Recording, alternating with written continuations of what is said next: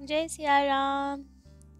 तो जैसा कि हम आजकल कबीरदास जी का चरित अपने कथा रसिक श्री सीताराम जी को सुना रहे हैं, उनके बारे में बहुत कुछ सुना भी अभी तक।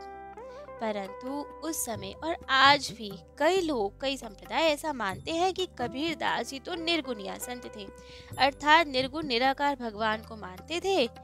सगुण साकार प्रेम रस वाली भक्ति नहीं करते थे। उनका काम तो डांटना फटकारना इस टाइप का था। मूर्ति पूजा का विरोध ही करते थे, एकादशी का विरोध करते थे। परंतु जैसे हमने पूर्व कथाओं में बताया कि ऐसा था नहीं, लोगों ने गलत समझा।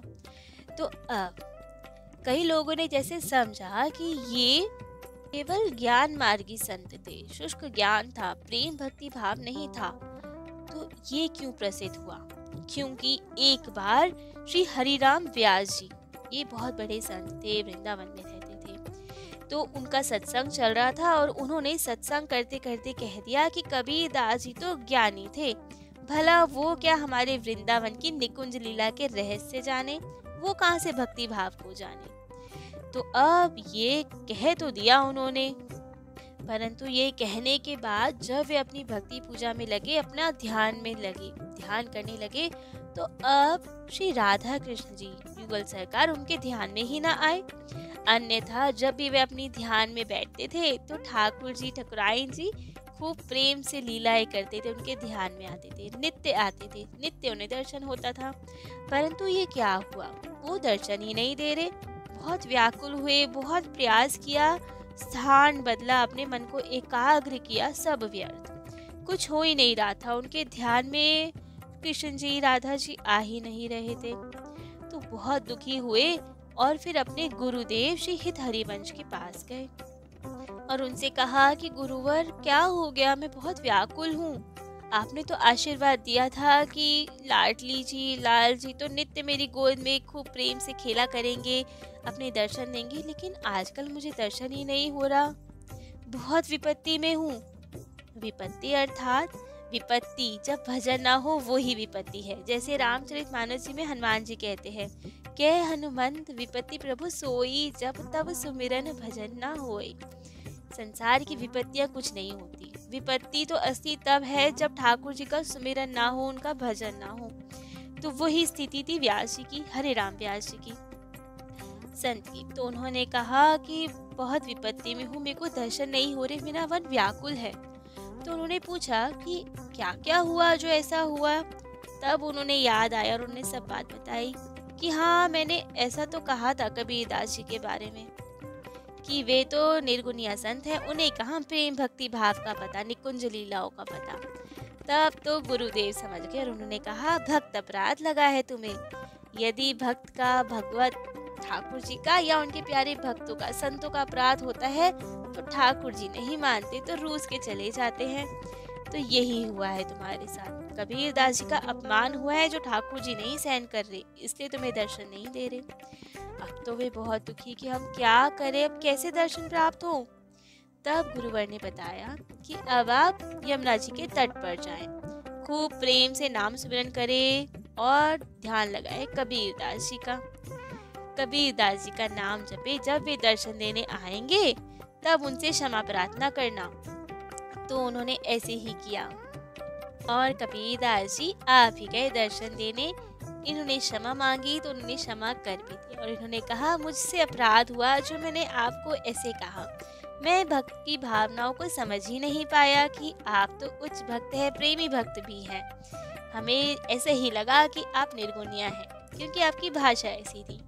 तब कबीरदास जी ने कहा कि भक्ति भाव तो होता है, लेकिन हमें स्वयं ठाकुर जी की आज्ञा थी कि तुम्हें ऐसे ही रहना है, तुम्हें हमारे भक्तों को सही मार्ग पे लाने के लिए थोड़ा फटकारना है, इसलिए ही ये सब लीलाएं हुई। परंतु कबीरदास जी के बहुत भक्ति पर्यंत भी दोहे हैं, वो बहुत सरस हृदय थे, ठाकुर जी के प्रेमी भक्त थे, लेकिन जब सही मार्ग पे लाना होता था तो फटकार भी लगानी पड़ती थी। यदि लौकिक गुरु उनके रामानंदाचार्य जी थे, तो प्रेम रस के गुरु वे अपनी गोपियों को मानते थे कि गोपियों जी ऐसा प्रेम होना चाहिए। एक बार तो एकांत में बैठ के गंगा जी के तट पर कबीरदास जी राम नाम, श्री सीता राम नाम का जप कर रहे थे और वहीं पे थोड़ी दूर हमारे ठाकुर जी भगवान जी बैठ के कबीर कबीर का जप कर रहे थे। जैसे हमने सुना, जैसे हम ठाकुर जी को भजते हैं वे भी अपने भक्तों को भजते हैं।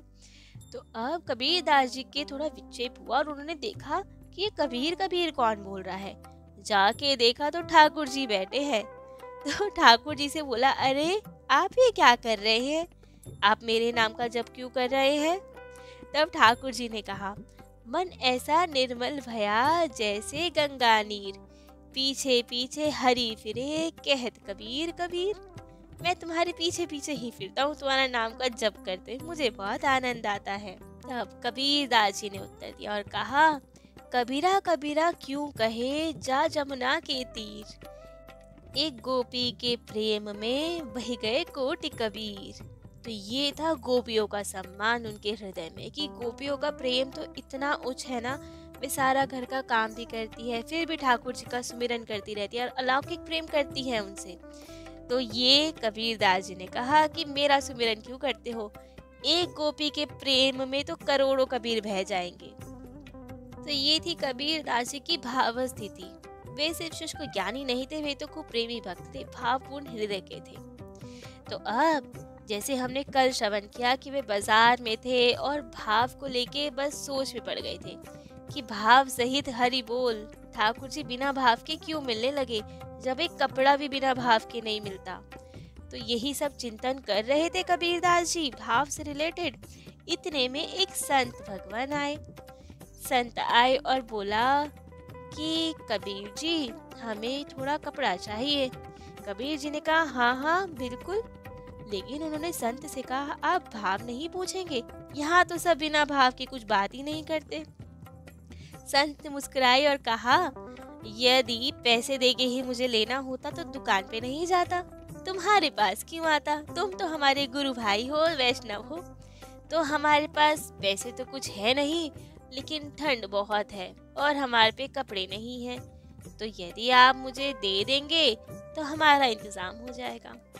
अब तो कबीरदास जी ने कहा, ये अच्छा पड़ा, पहली बार बेचने आया हूँ और ये आ गए, लेकिन क्या किया जाए। फिर उन्हें याद आया कि गुरुवर ने समझाया था कि प्राणी मात्र में हमारे रघुवर जी हैं, हर जगह सर्वत्र भगवत दर्शन होना चाहिए। तो क्या पता ये संत में भी भगवान जी ही आए हो, तो मना नहीं करना चाहिए, दे देना चाहिए मुझे कपड़ा। तो कहा, चलिए कोई बात नहीं बाबा, आप ले लीजिए।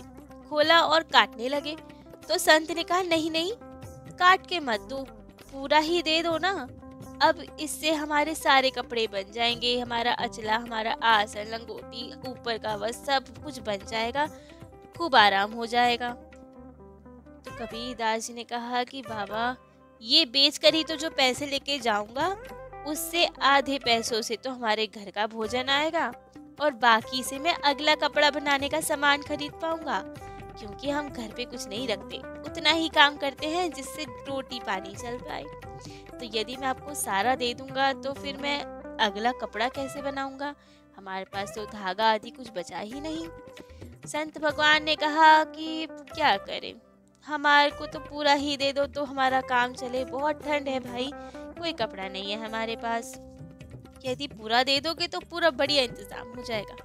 कबीरदास जी को अब क्या करें, ठाकुर जी की सुमिरन हमेशा रहता है। उन्होंने कहा, ठाकुर जी की इच्छा, क्या पता हर वेश में ठाकुर जी है, क्या पता हमारे राम जी ही आए हो, तो कोई बात नहीं, दे देते हैं, देखी जाएगी क्या होगा। तो अब पूरा का पूरा थान ही उन संत को दे दिया कि कोई बात नहीं, आप ले जाए, आप खुश रहे।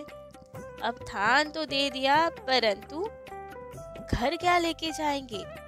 घर में उनकी पत्नी, उनके 2 बच्चे, इनके 2 थे, एक बेटा एक बेटी। बेटे का नाम था कमाल और बेटी थी कमाली। इनकी भी अद्भुत कथा है, कभी श्रवण करेंगे आगे। और माँ, तो ये सब लोग थे घर में। अब इन्होंने कहा, जब कपड़ा ही नहीं बेचा तो घर क्या भोजन लेके जाए, पैसे ही नहीं तो भोजन कहाँ से लेके जाए, और घर में तो है नहीं भोजन, सब दुखी हैं, भूखे होंगे।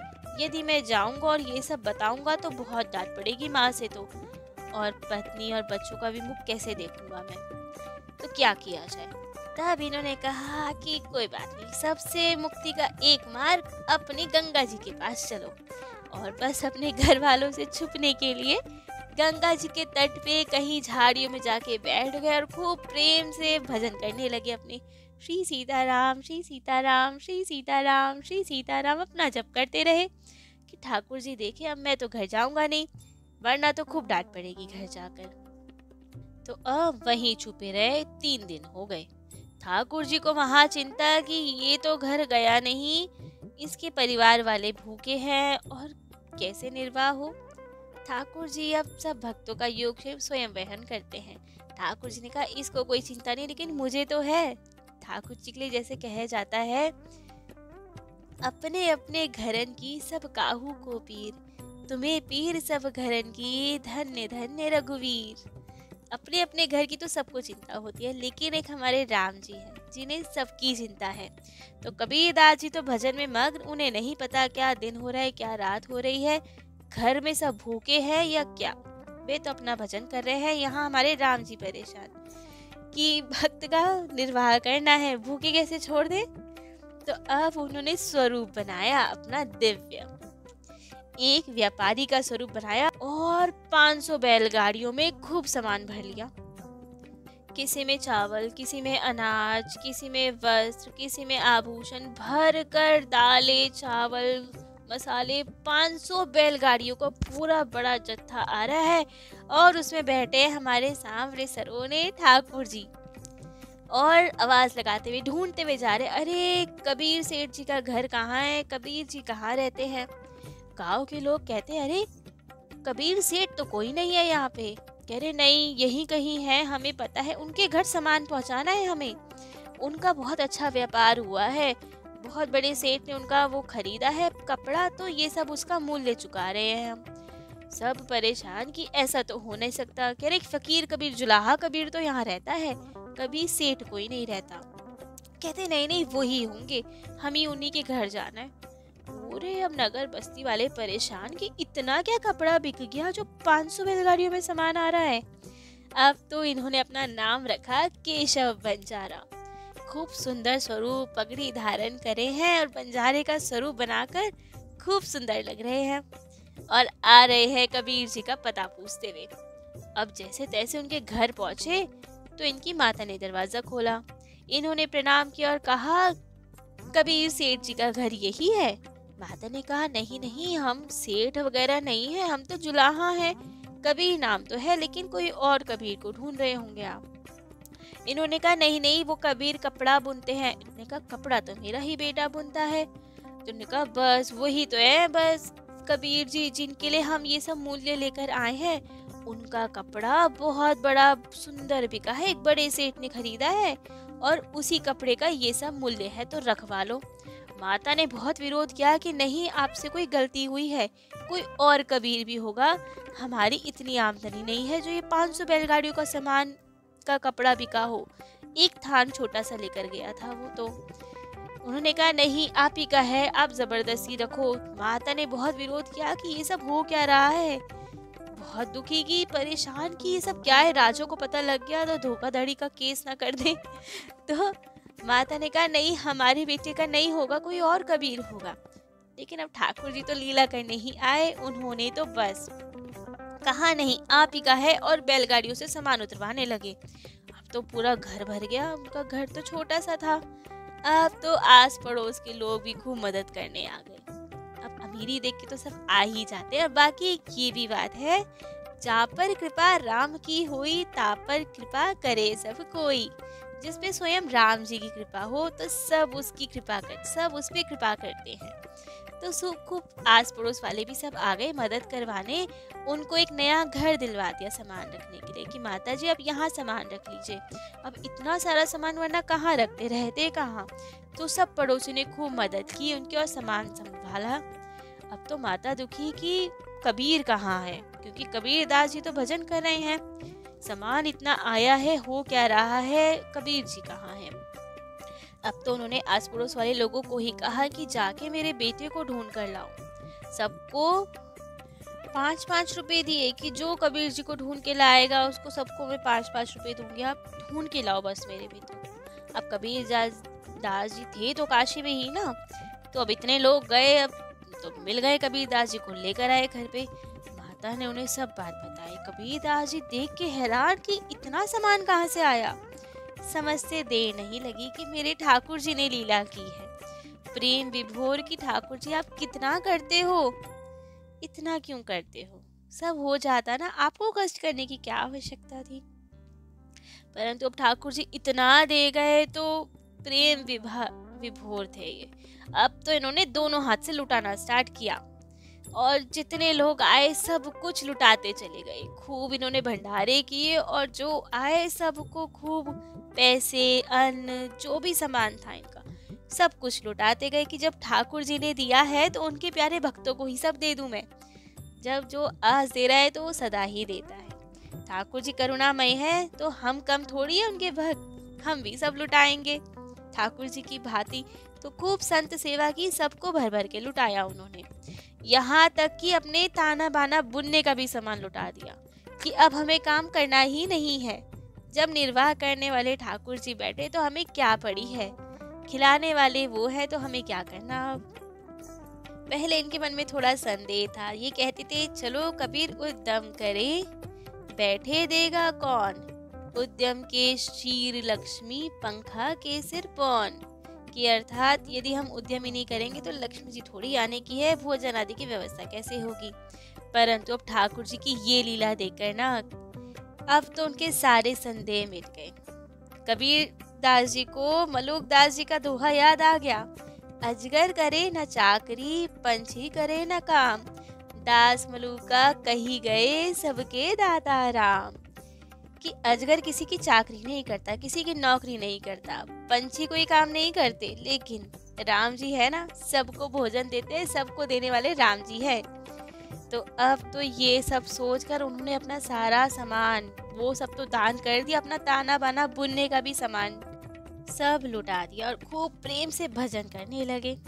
सब तो बड़े प्रसन्न, संत लोग प्रसन्न, सब लोग खूब आशीर्वाद दिए। परंतु काशी में बोलबाला तो ब्राह्मणों का होता है, वहाँ तो ब्राह्मणों की चलनी है। अब तो ब्राह्मणों को बहुत बुरा लगा कि ठाकुर जी ने या कहीं से भी धन मिला है तो दान के पहले अधिकारी तो हम होते हैं, हमें दान मिलना चाहिए था इतना, और इन्होंने हमें तो दिया नहीं और सब जगह लुटा दिया। तो उन्हें बहुत खराब लगा और आए कबीर जी के पास कि ये क्या बात है, तुमने सब कुछ लुटा दिया और हमें कुछ नहीं दिया, सब जगह बांट दिया, संतों को बांट दिया और इधर तो पहला अधिकार तो हमारा है, यदि हमें कुछ नहीं मिलेगा तुम हमारे लिए भी लेकर आओ, तो वरना हम काशी में नहीं रहने देंगे तुम्हें। अब काशी में तो ब्राह्मणों का बोलबाला चलना तो वहाँ ब्राह्मणों के पंडों की ही थी, परंतु ये तो सब लुटा चुके थे, तो अब क्या करें, अब कैसे निर्वाह होगा, ब्राह्मणों को कैसे मनाएंगे, कैसे इनसे बच के भागेंगे, ये हम कल श्रवण करेंगे। आज के लिए इतना ही। जय जय श्री सीताराम।